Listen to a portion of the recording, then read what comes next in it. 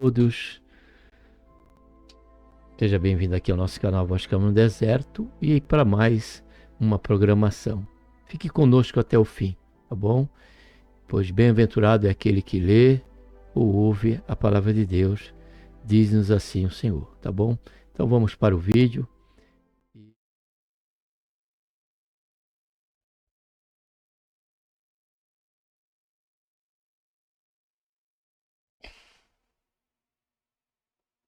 Estamos aqui dentro do quadro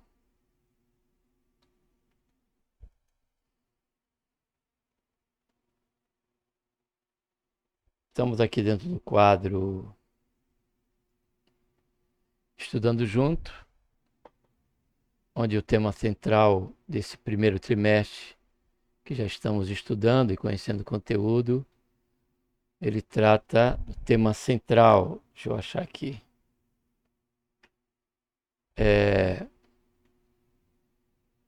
o Deus único, um Deus apenas, Deus único, revelado em três pessoas eternas. Esse é um mistério que não tem como explicar, mas a Bíblia revela-nos, o Senhor nos revelou, um único Deus revelado em três pessoas eternas. E nessa oportunidade estaremos indo para a terceira lição, que tem como título O Pai enviou o Filho. Vamos estar orando, Pai, em nome do Senhor Jesus. Nos colocamos na Tua santa, gloriosa presença. Pedimos, Senhor, perdão dos nossos pecados que temos cometido.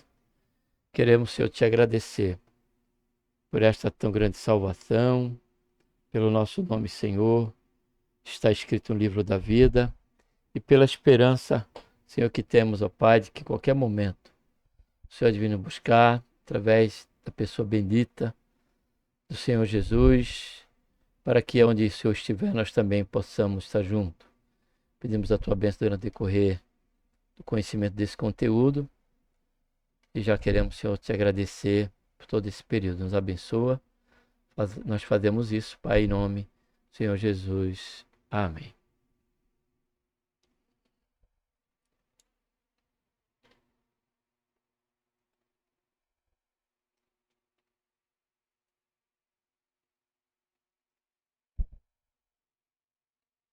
Vale lembrar que o propósito desse conteúdo, desse quadro, quadro Escola Dominical, Estudando Junto,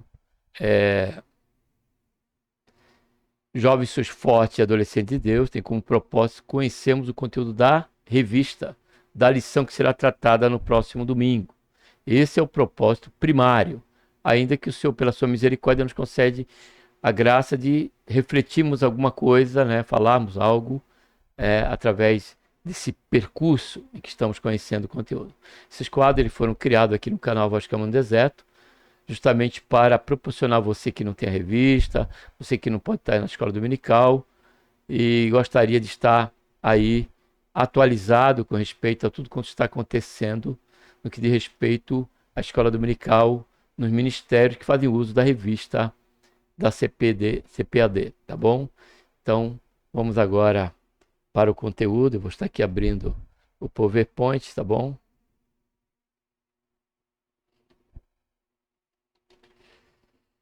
Texto áureo. Nisto se manifestou o amor de Deus para conosco, que Deus enviou seu Filho unigênito para que todo aquele unigênito ao mundo, para por ele vivamos.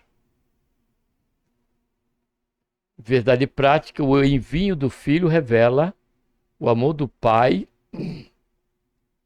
e a perfeita unidade da Trindade no plano da salvação, garantindo a redenção e a doação dos crentes. E a perfeita unidade, nós vemos isso no livro de Hebreus, quando revela-nos ali o diálogo na eternidade, onde o Filho fala para o Pai, tira o primeira aliança e estabelece a segunda. Porque o primeira estava sendo aí a expectativa através do povo de Israel. ser a luz dos gentios. Como eles falharam, e Deus sabendo disso, é que de tudo isso Deus já sabia. E Deus enviou seu Filho, Jesus Cristo, isso em comum, em unidade da Trindade, em concordância em tudo. E lá, no livro de Hebreus, nos revela essa conversa, né? Onde o Filho diz para o Pai, tira o primeiro e estabelece o segundo. E a segunda aliança foi aquela pela qual o Senhor Jesus revelou aos discípulos quando ele encerrou a ceia, o tempo da Páscoa, né? Era feita aquela ceia, que tinha um cordeiro, já era o tipo de Cristo que haveria de vir. E ali o Senhor encerrou essa figura, essa sombra, e trouxe aí a literalidade do cumprimento profético, né? Quando ele estabeleceu ali a ceia do Senhor. Então, o crente, né, cristão, ele não festeja, não comemora a Páscoa, né? Como não deve comemorar também o Natal, porque não há ordenância da questão do Natal, muito menos a questão da data do nascimento de Jesus. E a Páscoa, diz o capítulo 7 de João, né, que ali está bem claro quando ele diz: e a Páscoa, a festa dos judeus. Então, o cristão não comemora, não celebra a Páscoa. O cristão celebra a ceia do Senhor. Esse foi a ordenança que o Senhor tem deixado para a sua igreja. Então, nós possamos tomar cuidado, porque até hoje, muitas igrejas, na época da Páscoa do catolicismo romano, querem fazer corpo, né, resignificando, né, essa questão da Páscoa, que é Jesus que ressuscitou, quando não é qualquer ordenança para se comemorar o tempo da Páscoa, né, em que a Igreja Católica estabeleceu aí. Então, possamos tomar cuidado com esses pormenores aí. A leitura bíblica em classe, João 3, 16, 17, 1 João 4, 9 e 10, Gálatas 4, 4 a 6.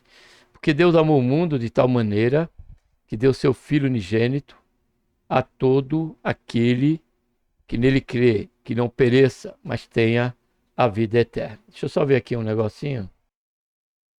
Então vamos prosseguir. Porque Deus enviou seu Filho ao mundo não para que condenasse o mundo, mas para que o mundo fosse salvo por ele.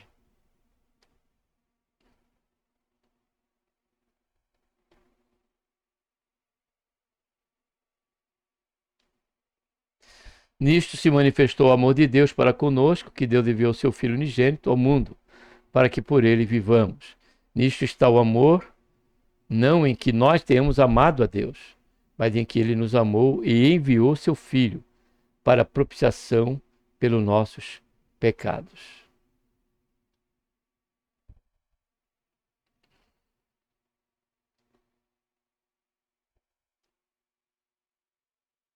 Mas vindo à plenitude dos tempos, onde haveria de se cumprir a profecia, né? Deus enviou seu Filho. Ó, todos os versículos que nós lemos, texto, fala do envio do Filho, né? Deus enviou seu Filho nascido de mulher, nascido sobre a lei, para remir o que estavam debaixo da lei, a fim de recebermos a adoção de filhos. E porque sois filhos, Deus enviou aos nossos corações o Espírito de seu Filho, que clama: Abba, Pai. No plano eterno da redenção, o Pai é quem envia o Filho para salvar o mundo. Esta verdade, revelada na Escritura, manifesta o amor do Pai e reafirma a unidade e a missão da Santíssima Trindade. Nesta lição veremos como o envio do Filho unigênito de Deus, a segunda pessoa da Trindade, revela em profundidade a suprema expressão do amor de Deus, a plenitude do tempo para a redenção e a obra perfeita da Trindade na salvação. Primeiro ponto, o envio do Filho e o amor do Pai. O amor incondicional do Pai. O envio de Jesus Cristo, o Filho unigênito do Pai, é a maior demonstração do amor de Deus ao mundo. Quando em Romanos Paulo diz, né, que o Senhor enviou seu Filho, nos amou, né, ainda que nós estávamos na condição de pecadores, e nos enviou seu Filho. por amor de cada um de nós. O verbo grego para este amor é ágape e o substantivo é ágape. Expressa a natureza essencial de Deus e a busca pelo bem-estar de todos. Conforme usado acerca de Deus, manifesta interesse profundo e constante de um ser perfeito para seres completamente indignos. Ensina que o amor de Deus não foi motivado por mérito humano. Ele amou o mundo, rebelde e perdido. Enviou seu Filho não para que condenasse o mundo, mas para que o mundo fosse salvo por ele. Este amor alcança toda a humanidade e é incondicional, plenamente gracioso, sacrificial e absoluto. Ou seja, no mundo não havia não houve nada que viesse a motivar o Senhor, por questão de mérito, de que ele enviasse o seu Filho para nos salvar. Pelo contrário, no Salmo 14, versículo de 1 a 3, mostra que o mundo estava em total decadência espiritual.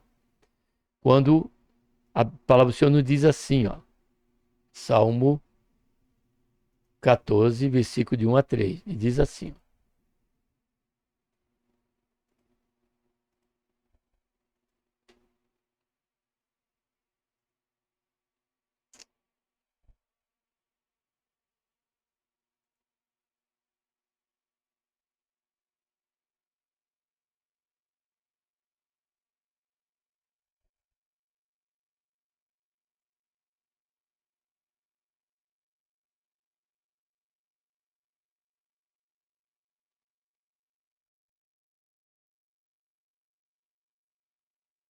Salmo 14,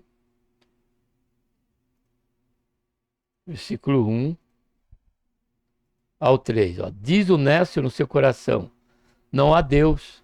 Os homens, ó só, têm se corrompido, fazem-se abominável. Observe bem, em suas obras não há quem faça o bem.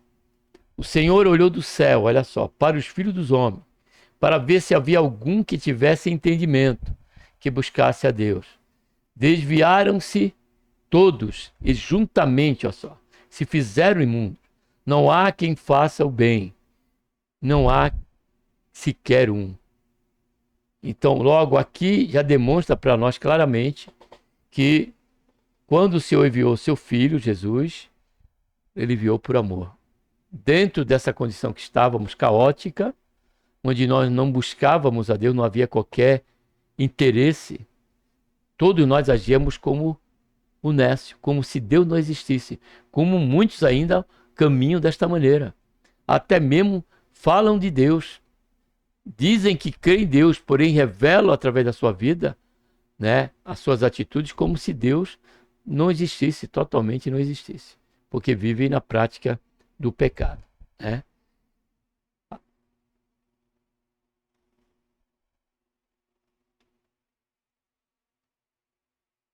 Segundo o subponto, a iniciativa soberana de Deus.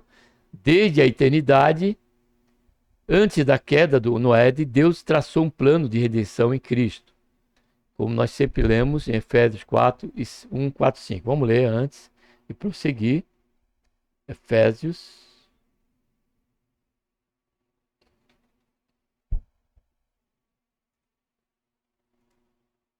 1, 4, deixa eu ver lá, confirmando, 4, 5.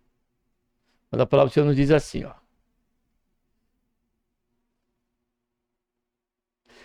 Como também nos elegeu nele antes da fundação do mundo, para sermos santos e irrepreensíveis diante dele em amor. E nos predestinou para sermos filhos de adoção por Jesus Cristo, para si mesmo, segundo o beneplácito da sua vontade. É bom lermos o 6. Para o louvor da glória da sua graça, a qual nos deu gratuitamente no amado. E quem é esse amado? O Senhor Jesus. Tá? Até mesmo anterior à fundação do mundo, o Filho já estava destinado para a nossa salvação. Esse aqui que eu gostaria sempre de lembrar e não lembro. 1 Pedro, 1 Pedro 1, 18 a 20.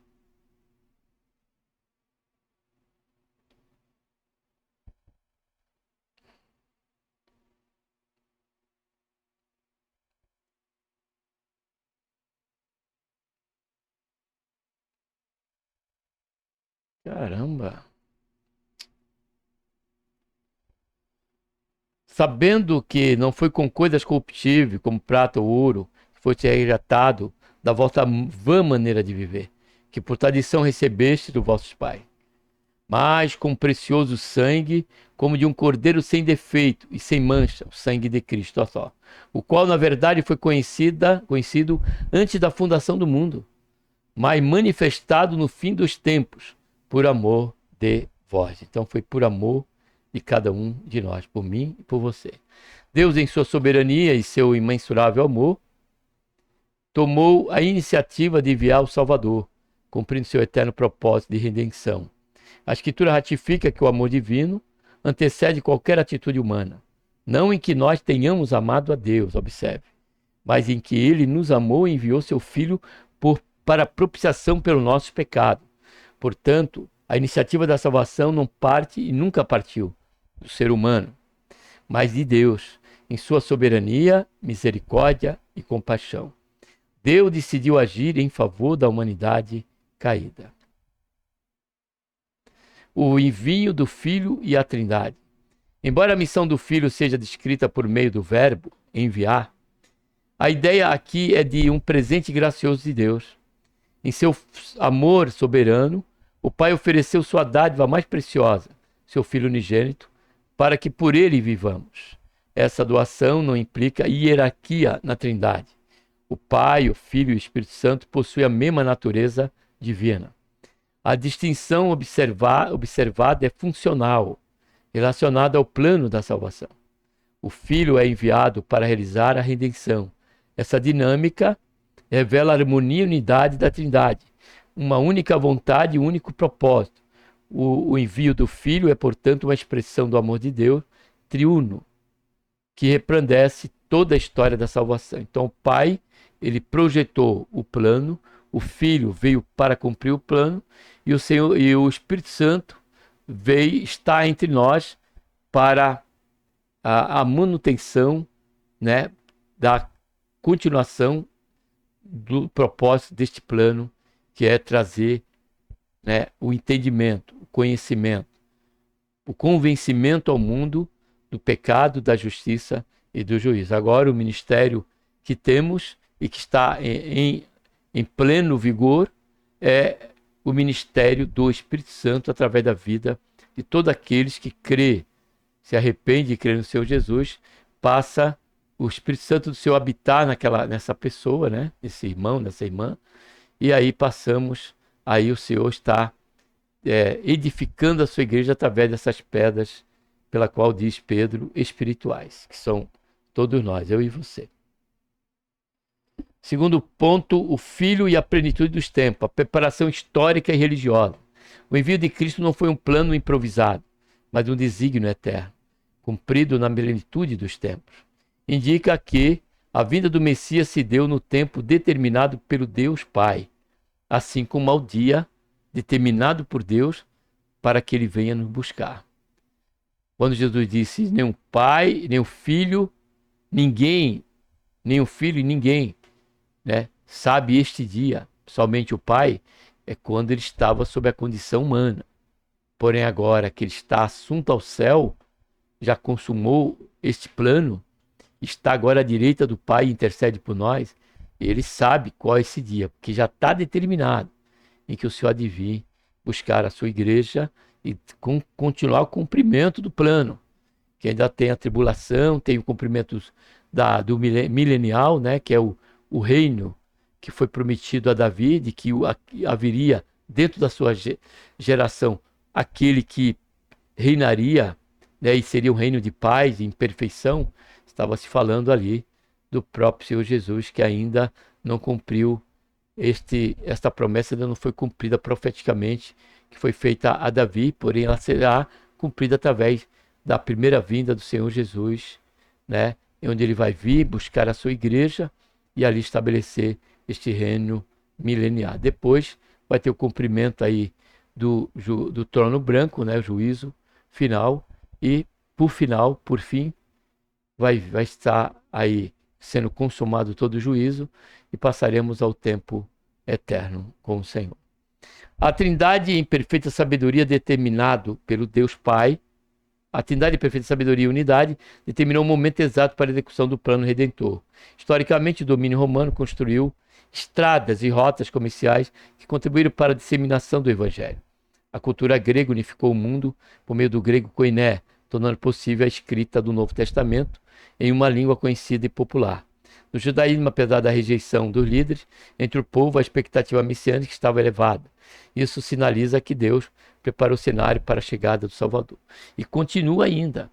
No tempos do Antigo Testamento para o Novo e da vinda do Senhor Jesus, houve toda essa questão, esse desenvolvimento com respeito a Roma, né, que, como diz aqui.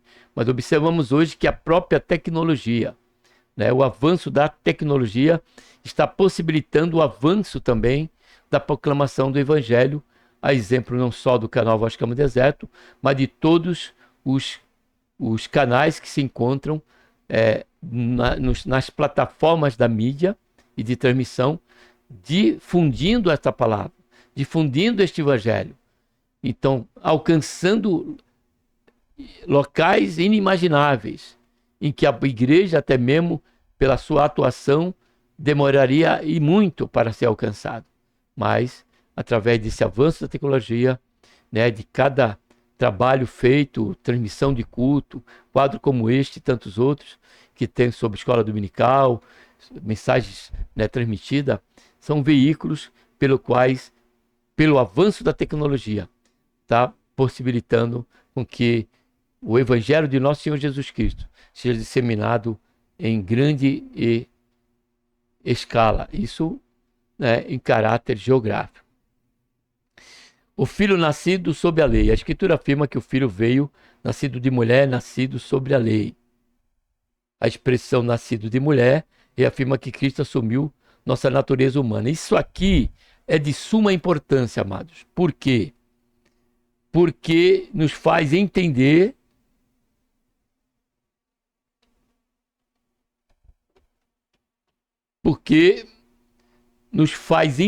amado, que Jesus, ele veio como foi profetizado. Ele veio pela lei, ele nasceu de uma mulher. Mas observe que a vinda do seu sob o ventre de Maria, como o anjo disse, foi gerado pelo Espírito Santo. Ou seja, o Senhor Jesus é 100%, né, homem, e também 100% Deus. E outra, esse nascimento se deu pela, como diz João, né, que o verbo se fez carne, foi uma encarnação de Cristo, ou seja, a eternidade se fundindo, né, que trata ali da hipostástase, né, que chama o estudo, né, sobre isso. Se eu não me engano é esse hipostástase, um negócio assim, que fala sobre justamente esse mistério. E por isso que deve chamar a nossa atenção essa questão. Porque Jesus nasceu. Houve o dia que ele nasceu? Houve o dia que ele nasceu, conforme a lei. Porém, o Senhor Jesus, ele cresceu em estatura, né? Foi à cruz aos 33 anos, no que diz a natureza humana. Mas o Senhor Jesus, em todo o tempo, ele sempre foi Deus. E Deus não tem princípio e nem fim, como disse o próprio livro de Gênesis, falando sobre Melquisedeque, que apontava para o supremo pastor, o supremo sacerdote, que é Cristo. Então, guarde bem isso, medite sobre isso. Jesus nasceu de Maria, nasceu sobre a lei, cresceu, a consumação se deu aos 33 anos, na sua idade, 33 anos, na questão humana, amados. Porém, ele morreu com 33 anos. Então não se comemora o nascimento, porque não existe ordenança, por conta desse mistério. E que se traz, que a Bíblia nos mostra, que o Senhor Jesus, ele tem a sua essência, ele é eterna. O seu princípio é eterno. Ou seja, não tem nem começo nem fim, é eterno. O Senhor Jesus, ele é Deus. E João, ele deixa bem claro isso no seu primeiro capítulo. E o verbo se fez carne. Está falando do nascimento no ventre de Maria. Se fez carne. O verbo era Deus, estava com Deus, era Deus. Vamos ler que é muito importante. Para quem sabe responder o seu questionamento, por que não existe qualquer mandamento, não existe a revelação do dia em que Jesus nasceu? Justamente para não causar, não fazer culpa essa festa que nós vemos aí, que é uma festa das nações, uma festa do catolicismo romano, pagã. E aqui no capítulo de João, capítulo 1, ele diz, olha, observe bem, no princípio era o verbo, e o verbo estava com Deus. Está falando quando foi criado tudo. Haja luz, era Jesus, era o verbo, e o verbo era Deus. Olha só, o verbo estava com Deus e o verbo era Deus. Ele estava no princípio com Deus. Todas as coisas só foram feitas por intermédio dele, de Jesus. E sem ele, nada do que foi feito se fez. Eu não sei se eu vou conseguir passar essa questão para vocês, para que vocês possam entender. Para vocês possam compreender e abraçar esta doutrina pela qual estamos estudando nessas 13 lições, sobre a Santíssima Trindade. Então Jesus, ele se fez carne no ventre de Maria. Ele nasceu, ele cresceu, mas tudo se deu pelo poder do Espírito Santo. Como disse o anjo a Maria. Então não foi algo da genética de Maria.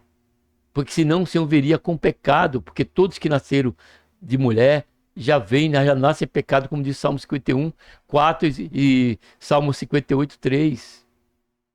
Louvado seja, engrandecido seja o nome santo do Senhor. Jesus, ele é Deus. Ó, a expressão nascido de mulher reafirma que Cristo assumiu, nossa natureza humana através da sua encarnação. Não é reencarnação, é encarnação. Isso aí também é muito importante aqui frisar. E o verbo se fez carne, ele se encarnou, ele não reencarnou, ele se encarnou, né? Se tornou humano, né? Ele encarnou e experimentou as fraquezas humanas, exceto o pecado. Cumpriu-se assim a profecia, eis que a Virgem conceberá e dar à luz um filho, mostrando que a sua vida foi obra soberana de Deus. A declaração nascido sob a lei significa que Jesus cumpriu toda a exigência da lei mosaica. Ele foi o único homem a cumprir plenamente a lei de Deus, sem o transgredir em um momento algum. Sua vida de obediência foi necessária para que pudesse oferecer um sacrifício perfeito em favor de cada um de nós. Terceiro subponto, adoção de filhos. A obra do Filho não apenas trouxe perdão, mas também nos concedeu a posição de filhos adotivos. Cristo é o único Filho de Deus por natureza. E os crentes tornam-se filhos por adoção.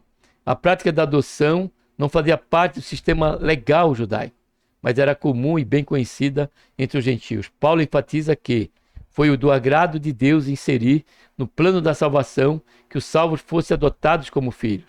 O espírito da adoção habita os salvos a clamarem Abba Pai. Esse termo aramaico, Abba Pai, empregado na interação entre filho e pai, indica respeito e confiança. Essa adoção e intimidade é aplicada pelo Espírito Santo, demonstrando novamente a atuação inseparável da Trindade na salvação. Terceiro ponto, a Trindade no plano da salvação. A vontade do Pai realizada pelo Filho. O Filho veio ao mundo para cumprir a vontade do Pai. Eu desci do céu não para fazer a minha vontade, mas a vontade daquele que me enviou. Essa vontade, segundo Cristo, é que nenhum daqueles que o Pai lhe deu se perca, mas tenha vida eterna. A obediência de Jesus, o Senhor Jesus, é perfeita, revelando plena submissão ao Pai. Ele mesmo testifica, porque eu faço sempre o que lhe agrada. Essa obediência alcançou o clímax na entrega voluntária de sua vida por amor, sendo obediente até a morte e morte de cruz. Por meio de sua vida, sem pecado e morte sacrificial, a justiça de Deus foi plenamente satisfeita. Em Cristo, vemos a expressão sublime da obediência, do amor e da unidade perfeita da Trindade. A mediação exclusiva do Filho. O Filho é o único caminho de acesso ao Pai.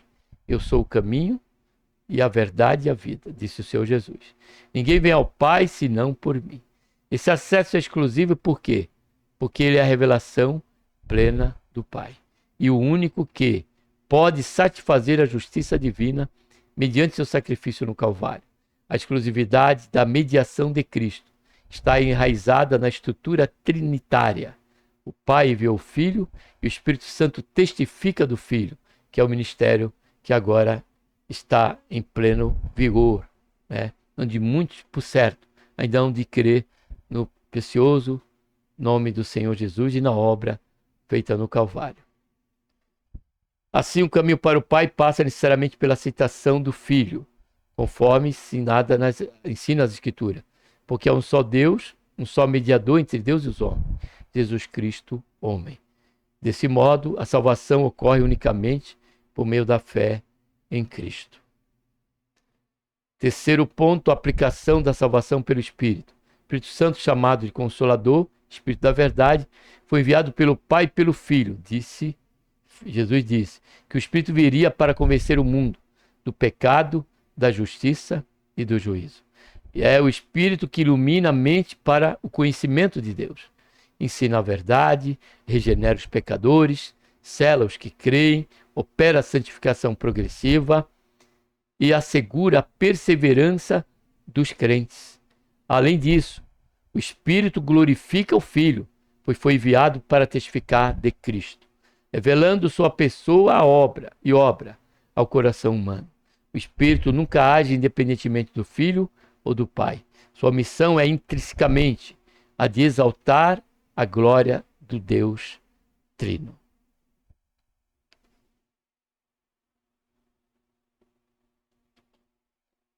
Concluindo, o envio do Filho pelo Pai revela o amor eterno e soberano de Deus e destaca a perfeita unidade da Trindade na obra da salvação. Deus não apenas amou o mundo, mas agiu em favor dele, enviando o seu Filho no tempo certo, para redimir os pecadores. O Filho, em obediência plena, realizou a redenção. O Espírito Santo, em sua atuação eficaz, aplica a salvação ao coração dos crentes. Conhecer essa verdade fortalece nossa fé, nos convida a adorar com gratidão o Deus Trino que nos salvou. Então, logo, amados e queridos irmãos, amigos, e principalmente você, ouvinte da Palavra de Deus, que está aqui conosco nesse estudo e tem estado conosco aqui, o Senhor tudo já tem feito. E ainda está e continua a fazer o que espera de mim e de você. É que da nossa parte, devemos reconhecer a nossa miséria espiritual, a nossa condição de pecador, independente do grau e situação que podamos estar. Precisamos chegar aos pés da cruz, confessar os nossos pecados, crer no Senhor Jesus como o nosso único e suficiente Salvador. E a partir daí, o Espírito Santo, nós teremos da parte do Senhor, Espírito Santo, vou repetir, da parte do Senhor, Espírito Santo, né, o poder necessário para continuarmos a nossa carreira, terminarmos a nossa carreira servindo ao Senhor em gratidão, em amor e em obediência. E pela ação e por esta capacitação do Espírito Santo, haveremos de andar na verdade, viver a verdade, que é Jesus Cristo. Em nós, a esperança da glória. Amém? Que Deus, por intermédio de Cristo Jesus, nos abençoe. Vamos agora estar orando. Pai, em nome do Senhor Jesus, colocamos o Senhor na tua santa, gloriosa presença. Pedimos, Senhor, perdão dos nossos pecados que temos cometido. Te agradecemos, Senhor, por esta tão grande salvação, pelo nosso nome está escrito no livro da vida, pela esperança, Senhor, que temos, que a qualquer momento o Senhor advine buscar. Te agradecemos por esse conteúdo, cremos no santo nome do Senhor Jesus, no teu santo Filho, como Deus, como uma segunda pessoa da Trindade em essência, revelada nas Escrituras. E assim, ó Pai, cremos que o Senhor é o único Deus, revelado em nas três pessoas eternas: Pai, Filho e Espírito Santo. E assim queremos continuar crendo até o final do tempo que aqui ficarmos ou até a vinda do Senhor, se isso acontecer antes de que o Senhor venha nos chamar. Faz isso, ó Pai, é o que nós pedimos, nós te agradecemos por tudo. Nos abençoa no próximo domingo, em classe de aula, Senhor. Podemos compreender cada vez mais, Senhor, este mistério e nos consolidar a cada vez mais esta fé e capacitando-nos, ó Pai, para poder falar do teu amor, falar, Senhor, da verdade da Santíssima Trindade. Sempre na dependência e na compreensão de que assim como o Senhor nos convenceu, assim como o Senhor tem nos abrido nossos olhos para que viéssemos a compreender, Senhor, esta verdade, assim o Senhor há de continuar fazendo, ó Pai, através das nossas vidas, para convencer a outros. Faz isso, Senhor, tem misericórdia daqueles que estão sob o engano, ó Pai, e que negam tanto o Pai como o Filho, como o Espírito Santo. Tem misericórdia, Senhor. Salva cada uma dessas vidas que estão sobre a égide, ó Pai, deste engano. Faz isso, Senhor, é o que nós pedimos. Já te agradecemos por tudo em nome do Senhor Jesus. Amém. Graças a Deus por mais uma programação. Muito obrigado por você ter estado conosco até aqui o final. E que Deus nos abençoe, por intermédio de Cristo Jesus, nos proporcione uma outra oportunidade para estarmos meditando na sua palavra, tá bom? Em nome do Senhor Jesus, um abraço a todos.